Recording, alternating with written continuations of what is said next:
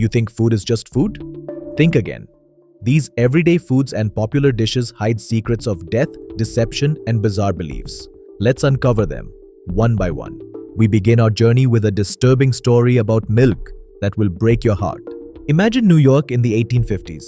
Poverty was rampant, hygiene standards abysmal, and the US Food and Drug Administration still half a century away. Yet milk remained a basic nutritional necessity, even for the poor.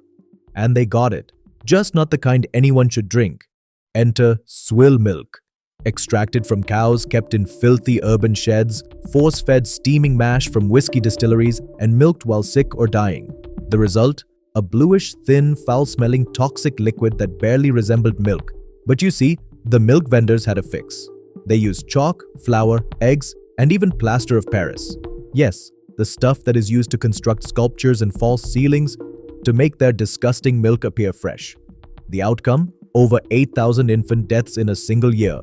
The scandal was exposed by journalist Frank Leslie in 1858, sparking public outrage and leading to the birth of America's first food safety laws. In hindsight, swill milk wasn't just a public health hazard, it was a full-blown man-made humanitarian crisis in the heart of America. That brings us to an even more ghastly story about another common food item. Rye bread is quite popular, especially in Northern Europe, thanks to its unique flavor, nutritional benefits, and low gluten content. But in medieval Europe, when rye was a staple grain, it had a very sinister side. Rye was highly susceptible to infection by a fungus called Claviceps purpurea. The result? People who consumed bread made from infected rye got ergot poisoning, also known as St. Anthony's fire or the devil's curse. Victims suffered seizures, hallucinations, burning sensations, and even gangrene. Between 900 and 1300 AD, ergot poisoning claimed tens of thousands of lives in France. Some historians believe it may have sparked witch hunts across Europe during the Dark Ages and even influenced the infamous Salem witch trials in Massachusetts, America. The reason? Victims often exhibited strange, possessed behavior, and in a society hungry for scapegoats, some of them were branded as witches and blamed for cursing the others. So you see, when fear meets ignorance, even bread can fuel barbarism. Since we're on breakfast foods, let's check out the weird origins of another morning staple, cornflakes. Now you might wonder what on earth could possibly have gone wrong with cornflakes, the wholesome breakfast staple devoured by millions of families every morning. Well, here's a surprising fact. Cornflakes weren't actually created to brighten your breakfast. They were invented to, believe it or not, kill your libido. Back in the 1800s, businessman and physician John Harvey Kellogg, a devout Seventh-day Adventist, believed sexual urges were sinful. He promoted bland, simple diets to suppress what he considered impure thoughts. He invented cornflakes as part of this moral crusade, a deliberately dull dish designed for his patients at the Battle Creek Sanitarium, which he hoped would improve their moral hygiene.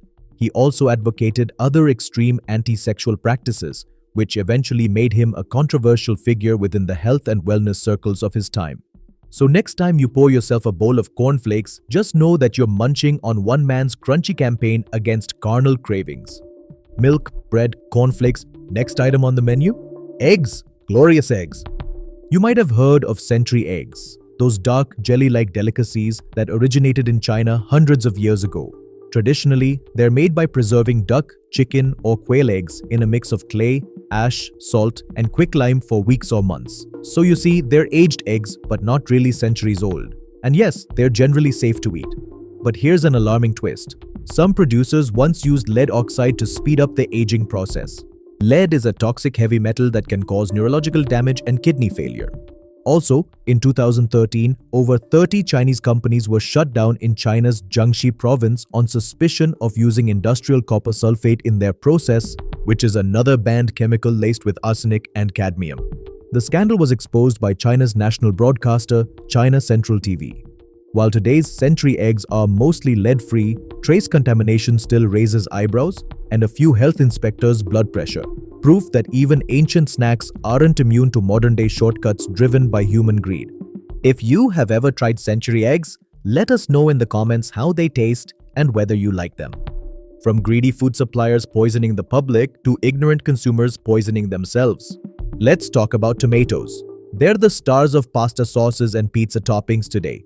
But in 17th century Europe, tomatoes were feared as deadly poison apples. Why? Because rich aristocrats kept mysteriously falling ill, some even dying, after eating them. In a bizarre twist, tomatoes seemed to cause no harm to poor people who ate them, almost as if they were staging a quiet socialist revolution. It took nearly 200 years to identify the real culprit. It wasn't the humble tomato, but the fancy pewter plates used in aristocratic homes. Pewter back then was an alloy containing the toxic metal lead. Tomatoes, being highly acidic, would leach that lead right into the food. This would lead to lead poisoning, no pun intended, which would be mistaken for a tomato tragedy. And why weren't the poor affected while the elites were dropping like flies? Simply because the poor ate off wooden plates, not pewter. Turns out, when it came to eating tomatoes, the poor had good taste, while the rich had toxins. Talking of good taste, let's dive into the origins of a dish that pretty much defines fine dining: sushi. Today, it's the poster child of culinary elegance, but it wasn't always so refined and fancy.